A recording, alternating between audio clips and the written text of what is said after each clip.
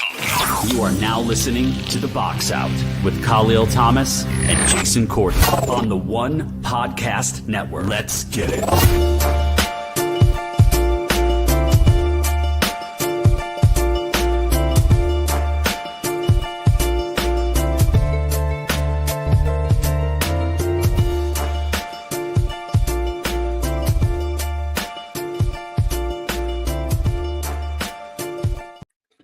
From NJ to BK in the world, it's The Box Out here on the One Podcast Network. My name is Kahlil Thomas. Joining me in a few minutes will be Jason Kahlil from Brooklyn, New York. Postgame show. The Knicks take down the Cavs 2-0 series lead. 109-93 was the game tonight. And this is a game that, listen, coming off of game one where the Knicks came back in that fourth quarter and the clinic that Jalen Brunson put on James Harden and Cleveland, you knew that game two would not go the exact same way. You just knew that. It started kind of heavy, five quick points. Bridges got a steal, kind of the first inbounds of the game from Cleveland. Evan Mobley played really well early on. The game was close throughout. The first half was, almost as a Knicks fan, you're like, is this gonna be a letdown game? Is this gonna be a game where you're like, all right, big emotional win, game one, game two. This is where we kind of shit the bed and all hell breaks loose. But the third quarter when the Knicks poured it on, he went on I think a 16-0 run or 18-0 run. Josh Hart, and I wanted him to be the main focus of the conversation to start the show tonight. Josh Hart, who has had some of the worst shooting games. I want to say game one was really bad. Josh Hart's not a shooter. Like, as much as I love seeing Josh Hart make threes, and that's not really Josh Hart's game. Josh Hart is not the guy out there that's going to knock down threes. So when a shot is not on, he is ice cold. And early in this game, he wasn't hitting those shots. He was not hitting those threes. And it got to the point where, and you see it sometimes, Cleveland just kind of let him sit out there. Because it almost felt like Josh is going to figure this out. Josh is like, I'm going to make some of these shots. I'm going to keep chucking it. And I'm not going to lie, as a Knicks fan, you start having flashbacks to John Starks in 1994 NBA Finals. You start having heavy John Starks vibes. He missed those first couple threes, and you're like, oh, shit. And he just kept shooting. And deep down, you're like, yeah, keep shooting, like, figure it out. But then the other side of you is like, I've seen this before. This shit ain't going to end well. But as the game progressed, especially in that third quarter, Josh Hart got hot. And we see it. If Josh Hart's off, it's off. If Josh Hart starts hitting those threes, bon voyage, game over. And that's what started happening. Cavs left him open. He started hitting those threes. Once Hart started hitting the threes, Cleveland's like, oh, shit, we got to kind of reconsider what we're doing. And that started opening up everyone else. So Cleveland's strategy tonight, one, keep James Harden off Jalen Brunson. That was the first, I think that was probably Kenny Atkinson's first thought in practice yesterday. James, do not guard Jalen Brunson. Please don't. Just stay away from him. That was one. Two was probably, if Josh Hart gets the ball behind the three-point line, let him go. Let him shoot and let it fall where it may. And end up biting him in the ass as he scored a playoff career high 26 points. Bruce, what's going on? First of all, okay, we know that listen, it's not over yet. Like the journey's not over yet. We're celebrating. But like any great team in any sport, we're like, this is one game. We're moving on. We're going to keep pushing. So once again, 109-93 was the final score of the game. And they won a game by 16 points when you had Jalen Brunson only having 19 points. And let's be honest, it was 19 points. That was not, it was a quiet 19 points, if there's a such thing as that. It was a quiet 19. However, 14 assists. So while the shot was not falling for him, he shot 7 of 16. He was playmaking. He was finding open players. He was moving the ball around. Jalen Brunson's great at this. Jalen Brunson knows that if the shot is not on, he has to find other ways to get involved. And tonight you saw it with him, the passing, the 14 assists, and just kind of finding his teammates because he knew the shot wasn't there. Let me get other people involved, like a Josh Hart. Once again, who scored 26 points, a playoff career high.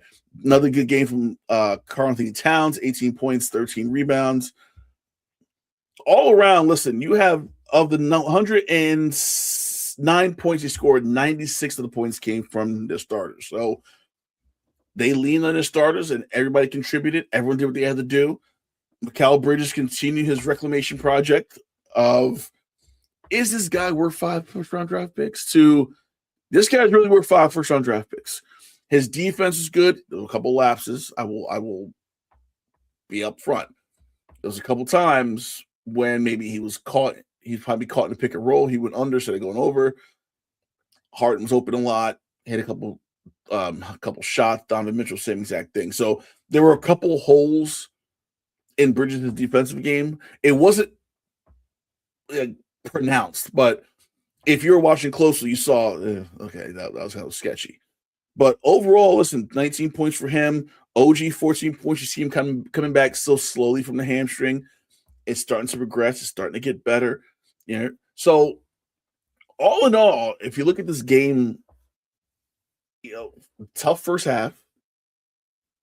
Third quarter, they turned it on. The tail end of the third quarter, going to the fourth quarter, you saw Cleveland's kind of start making their run, and then the Knicks kind of took over in the latter half of the fourth quarter.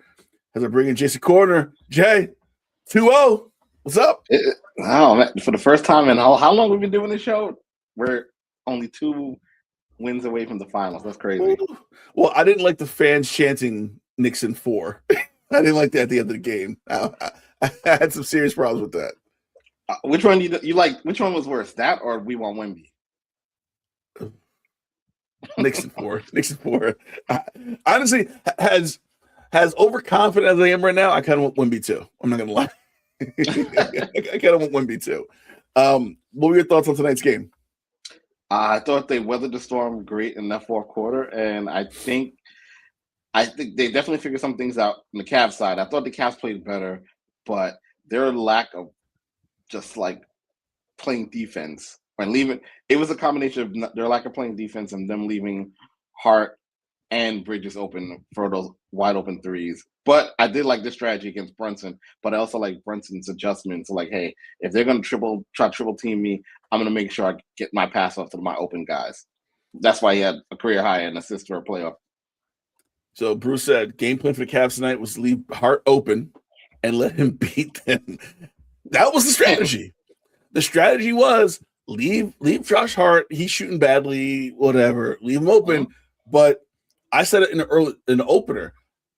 If Hart's not on, it is tough to watch. Yeah. And he missed those first few threes. I started having John Starks flashbacks. I was like, shit. But third quarter, he started to kind of figure it out. And this is what it is with this team. That third, fourth quarter, especially fourth quarter, this team kind of comes alive. But third quarter, they went on that big run. I think like 16-18-0 run. Mm-hmm. And I'm like, this is not a team that played in the first half. This is like Jekyll and Hyde constantly, which is kind of aggravating sometimes too. It is, but I like how they, it's like they're leaving nothing to chance. I feel like they're just doing that on purpose just to feel out what the competition is going to do. But I'll tell you this though, Kenny Atkins, I'm not saying his job is on the line in Game 3, but he's got to make some coaching adjustments, and he's got to see it fast, because if they lose Game 3, not only is the season's over, the series is over, I think his stint in Cleveland might be over as well. Yeah, I mean, you go back to Game 1 having 4 timeouts in your back pocket and not using any of them, and then you go and not making adjustments. I think the problem with Game 1, I think they made a big deal about the timeouts, but the big idea was like there were no adjustments made in Game 1. The house is on fire. You like everything's fine. We're gonna let it run. Tonight they made the adjustments, but then it still didn't work because someone else stepped up, and Brunson kind of figured out, I'm not on my game. Let's get other people involved. You also look at the shooting, 8 of 18 from Mitchell, 6 of 15 from Harden. Evan Mobley had a good game, but then Evan Mobley disappeared. So your two main guys aren't shooting well. Mobley started out really good, especially in that first quarter, kind of over the game, kind of disappeared. I said it, Jared Allen's not scoring 27 points like he did in game 7 against Detroit. And then the bench, 1 of 7, 1 of 8, 2 of 5, 1 of 4. Strauss and Merrill combined went 2 of 15. Yeah. If those guys aren't hitting their shots off the bench, you have a serious issue. And I feel like what adjustments could Kenny Atkinson make in game 3? Because I feel like you changed up kind of how you played. You figured out Brunson. You kept Harden off of him, which was like a blessing because Harden got the break speed off of him in game 1. You made the adjustments. Now that didn't work. Where do they go now in game 3? I think it's gonna be a lot of soul searching, and I think like it might be Donovan might have to take on the challenge and be primary on Brunson. I don't know if that's something they're gonna want to do, but they got to think of something. But I think their bench will play better at home. They're a very good home team. They only lost 1 home playoff game so far. Game 3 is their season. I think they'll play hard. My only big beef tonight with Mike Brown was I still feel like, especially in the fourth quarter, I think the lead was down to like 11. And you had Alvarado on the floor. I think it was Alvarado Deuce. I can't remember which one. And Mike went immediately into, Jalen, we need you back in the game. I feel like that almost like Tibbs feels like he has him on a short leash. The league gets down to like 10 or 11. You're like, we come on, Brunson, we need you back. So I feel like you play 40 minutes for Brunson tonight. You only play Alvarado 7 minutes. I feel like Brunson should only be playing like 35, 36 minutes a game right now. I think you save a 40-minute game for an NBA Finals game or a game 7 or something like that. I feel like the 9 minutes left in the fourth quarter, you're up by 11. You could have sat Brunson a little bit longer. A little bit longer. My only gripe with Mike tonight. That's a fair gripe. I'm assuming he was thinking like he was worried about he didn't want to get caught out there not making an adjustment. I mean, to be honest, I think there were no real big adjustments that Brown made tonight either. No. I think you looked at how you played in the fourth quarter and go, okay, well, let's just keep doing that. Let's just keep moving. Let's keep doing the exact same thing. I will say a very quiet night for Shamet, a very quiet night for Alvarado. Deuce really didn't do a lot, 2 of 9 shooting. The other part, the fourth quarter, some of those calls and those fouls, the Knicks were in the penalty about 2 minutes into the fourth quarter. Is this going to be an issue going forward? Because I do feel like, Harden with the fucking forearm. Yeah. No one calls that. But God forbid if Brunson bumps into Donovan Mitchell, it's a foul call automatically. Is that going to be an issue going forward that the Cavs are going to be allowed to, but the Knicks, everyone knows how the Knicks play, that they have a short leash? I think that they know how the Knicks play. They're going to be on a short leash. I think people do not want to see a sweep. I think they will do everything in their power to make sure they call a very tight game. It wouldn't surprise me if the Cavs probably outscore, have more free throw attempts than the Knicks by like 20. Because I think they're definitely going to try to pound the paint. Mobley's going to be more active. Harden's going to do his Harden flopper. So I think they're going to be more active on the boards, and they're going to be trying to get those up, get those calls. 32 foul shot attempts for Cleveland, 14 for the Knicks tonight. Also, Mitchell only played 12 minutes. Rich Robinson only played 12 minutes. Is that a problem? Or is that just kind of he's a victim of circumstance tonight? I think he's a victim of circumstance tonight. I don't think it's a problem. It's just that the matchups, if it wasn't working, hey, why bother? But we saw what it did with Josh Hart. He didn't play in the fourth quarter last game. Came out here, he was a gangbuster. We're going to need Mitch on the boards in game 3, so let that motivate him. I did see Hart on Evan Mobley a lot, and I'm not sure how I feel about that completely. I mean, hey, Mobley didn't score in the second half, so he didn't. But it still bothers me when I see Hart starts at the 4, I guess if you want to say, and they had Hart at the 4, OG at the 3, which really should be the other way around. Flopped. But a lot of Hart on Mobley. It's crazy. Bruce makes a good point. OG has not played well yet. He's still coming on a hamstring. Which is a scary concept when you look at him. Like, he hasn't had a great game yet in these first 2 games. You're waiting for that like OG game that he had against Atlanta, a game that he had against Philly in those series. That if he has that, the series is over. It might be 3 or 4. It might be game 3 or 4. We'll see. I'm cautiously optimistic, but I also know that it ain't done yet. I think the fans. I'm very like, I can see this going either 3-1 or 2-2 very easily, and I think game 3 is the one they got to get. There's one other thing I want to talk about too, and there's so much fuss made about rebounding edge, and if you have a rebounding edge, you win. The Knicks had a rebounding edge by 1, and I feel like in offensive rebounds they made a big deal about that early in the game. Is rebounding as important as we think it is? I think we grew up in that. It used to be in that era where if you had a +2 rebounding edge, you win in the game. Is rebounding just kind of like another stat to throw into the machine, or is that just like still like you should still win the rebounding edge no matter what? I think 2 things. I think it's both. It could be both, because I think for a team like the Knicks that shoot very well in the perimeter, it's kind of like held. Look, when you look at tonight's game, where the Cavs missed a lot of shots, so that correlate plus they left a lot of Knicks players open, where they nailed some threes that probably they wouldn't have nailed if it was contested. So in that case, I would say just because of the 3-point game today, rebounds is kind of taking a step back. It's more possession game. If you told me, hey, the Knicks had more possessions, then I'd be like, well, that's why they won. Yeah, I'm and Bruce said in the chat, rebounds important in this era, especially with the threes being taken. But I almost feel like rebounding is like this kind of bygone era of like you want to be +15 on the boards. I feel like no one thinks that way anymore. That we got to win that rebounding battle. Now it's like, make sure you hit your threes, make sure you hit the foul shots. But the Knicks sucked at tonight. That was my other gripe. They couldn't hit a foul shot for shit.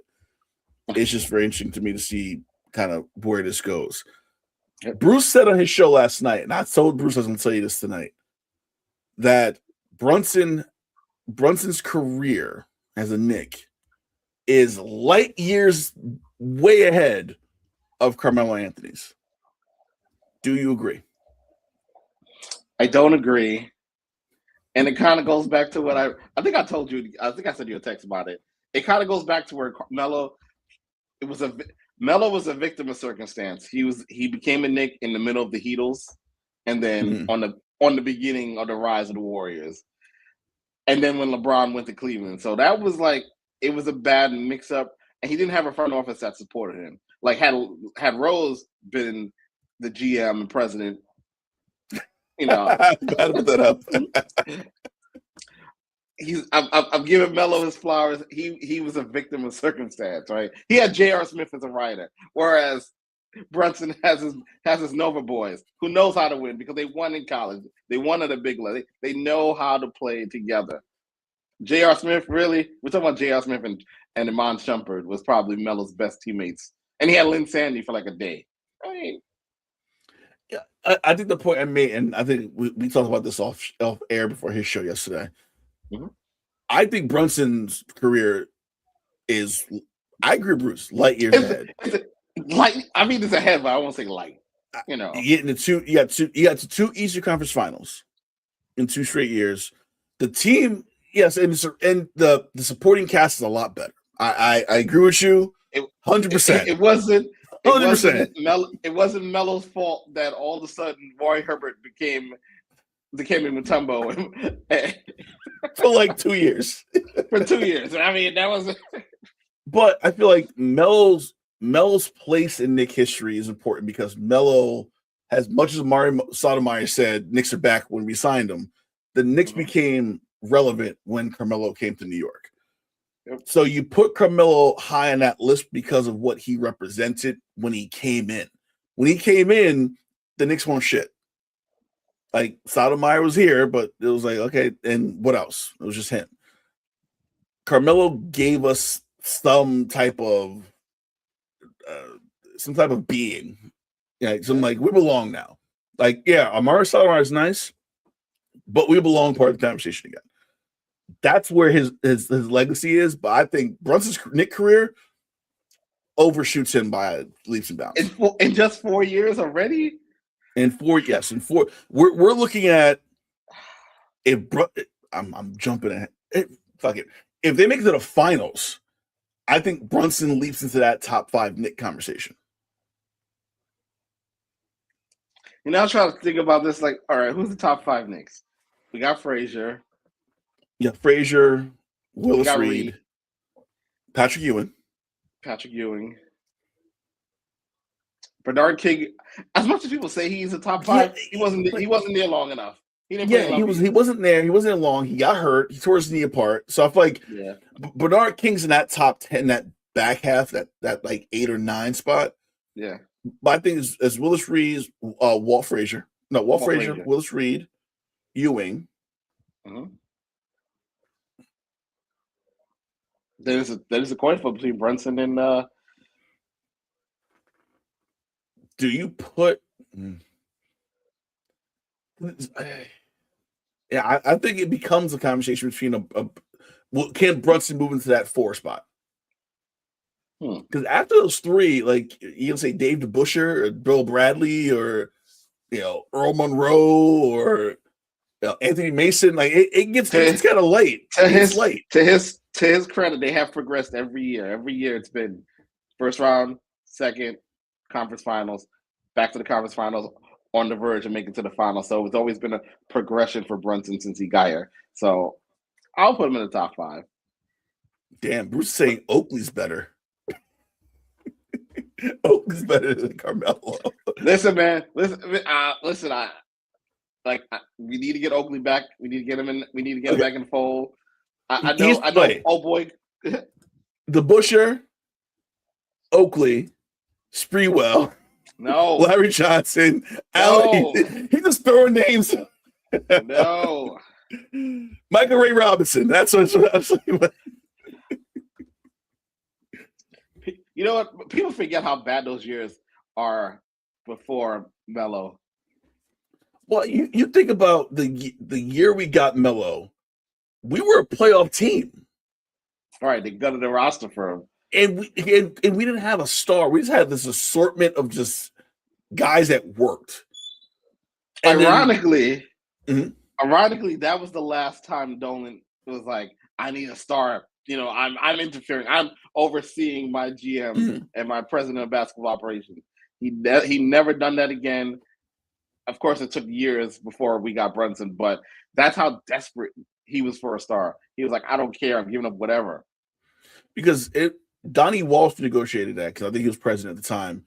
And I think the deal that was on the table that Denver's like probably about to take, I think it was still like Carmelo and Chauncey for like Wilson Chandler, Gallinari, and like a draft pick. And Moskov. And like a draft pick. Like a high for like a first round draft pick. Yeah. And if that trade would have stayed put, I'm like, oh, that's cool. Dolan just gave him the entire team. Do you want him? Do you want him? Okay, cool. It was the Knicks. It was the Knicks Rocky Mountain at that point when that trade happened. The whole Nuggets team were all Knicks. It was crazy to see that. But anyway, back to present time. Up 2-0. Do they take game 3, or is this one of those things where I'm like they're going to win game 3 Cleveland because they're back at home? I think it's going to be a tight game. If Cleveland don't come out the gates like gangbusters, I think Cleveland's going to be very tight in this game. I think they're going to assume it's going to be like game 3 against Toronto or game 3 against Detroit, where they kind of had they coasted the big lead early and they coasted the rest of the game. I think they're going to try to throw haymakers at the Knicks early. Knicks weather the storm, and they're going to panic. And I think the Knicks squeak out a game 3 victory. I think the same thing. I think the Knicks have to withstand that storm early because the crowd's gonna be hyped. They're a really good home team anyway, and they're gonna try to try to get them. First of all, you're going to try to get them in foul trouble. Going to drive. Going to try to get them irritated. Yep. You saw that a little bit. Schroeder try to get in Brunson's face tonight. That's going to happen a lot more on Saturday night. So if the Knicks can withstand it and just kind of hold their ground, I think they'll be okay. Real quick before we do go, I want to talk about Thunder Spurs. Stephon Castle might have had the dunk of the year last night. That was some my shit. goodness. When I saw that in real time, I was like, wow. I just turned the game on. I'm watching, and I saw it. Like we said, real time, live. I was like, God damn. Like, first thing out of my mouth. Can't even get a sentence out. I was like, Jesus. But Spurs go down. That series is tied at 1-1. The Spurs have an issue because De'Aaron Fox is down, and now Dylan Harper's out. So now you're down 2 guards going into game 3, going back home. But Thunder's down Jalen Williams again. He's out, hamstring issue. So does that kind of cancel each other out with the Harper Williams thing? And is it how bad is the Harper injury, especially with how well he's been going? Harper injury is bad, but I think it's more sustainable for them. They just got to go to that bench. They got to see what they got on the bench, next man up. But I think maybe now they feature Wemby a little bit more because he's definitely dominating. He's dominating the Thunder's big. So I think just feed him a little bit more. And they should be able to, I think this is a 7-game series. I think they'll split in San Antonio. Yes, but Castle had 9 turnovers in addition to the dunk. I think last night was more of a case where Harper got hurt. He left the game, didn't come back in third quarter. And Castle started pressing that fourth quarter. You saw it. And that's where those turnovers kind of happened. So I don't think it's so much him being horrible at playmaking. I think Castle tried to take a lot on. Because you were down De'Aaron Fox, because you were down Dylan Harper, and this is when all hell broke loose. So I don't think we'll see a 9-turnover game from Stephen Castle tomorrow night. What I will say is SGA proved why he's MVP. I know Bruce is going to shit on this in about 10 seconds. But the way SGA played last night showed why he's the MVP. I think Wemby needs to show why he should have been higher than third in MVP voting tomorrow. That game tomorrow night, Wemby has to drop 30 and 20 to prove a point because he's dominating, but he needs a game just to shut everybody off right now. Yeah, he's definitely got to get because the Thunders are you got to stop them from snowballing. So once SGA gets in this groove and he feels everything out, you gotta come up there and just dominate. And I think he will. But I think it'll split 7-game series. Then it's going to be about nutrition, who stays healthy. Because I think the Spurs cannot afford another person to go down. No, I think that's the problem. I think you're down, and De'Aaron Fox, I think he's questionable. I think they're both kind of questionable. It might be a game time decision for Fox. I think Harper might be out. I forgot Harrison Barnes was on the Spurs. Oh, yeah, he's the OG. I'm like, holy shit! I forgot Harrison Barnes is at the end of that bench. Like, we need you now. Harper's out. He's like, okay. But besides those 3, the roster of San Antonio is very thin, very thin. So Harrison Barnes being called out of eating a hot dog at the end of the bench. That's scary. That you're like, oh, you got Harrison Barnes at the end of the bench. Just get him out here. See what happens. So I think let's go 7-2. I don't see that being like a 5 or 6 game series. I think both teams are going to, like you said, just punch, counter punch, and they know each other so well. Yeah, it's going to be a ridiculous series, and probably one that, as a Knicks fan, I'm hoping goes 7 because I'm predicting that the Knicks are going to win it in 6. That's like an extra 2 days off. I still can't believe you give it the Cavs 2 games. I mean, now I don't know.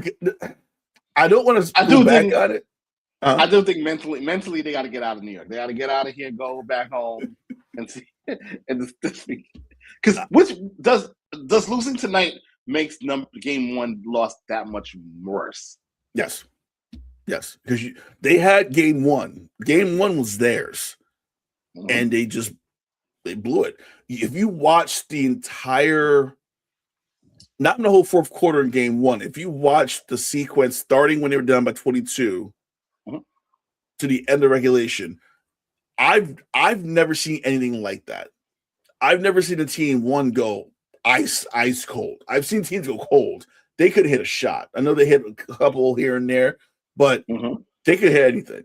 And to see what Brunson did and to see him do it to James Harden made me feel really good. I felt really good about that. I was like, this is awesome. And so it was like, that broke the spirit. I think they came out great tonight. I think first half, I was like, oh shit, we're in trouble. But then again, third quarter, they couldn't score a point. They went ice cold and they went down. They got the lead down to, I think, 9 or 8. And the Knicks kept just bumping it up. 11, back to 9, back to 12, back to. They couldn't get out their own way. So I'm thinking 5 now. I think I might go 5. So we're in their impression. Worst case scenario, they split. Yeah, I think they win game 3, just because I think game 3 is the Cavs season. They have to. That's probably gonna be the best punch of the week.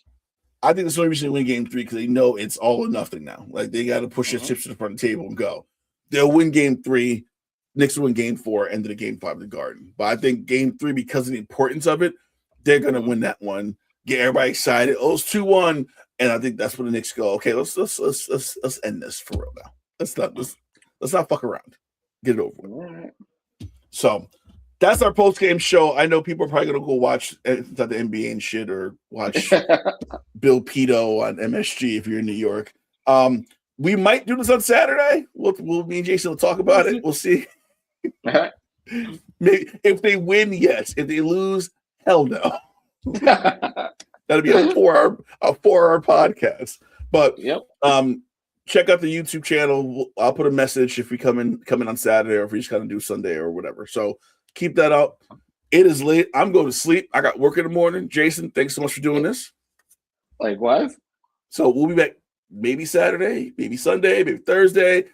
Who the hell knows? Go Knicks. Have a good night. All right.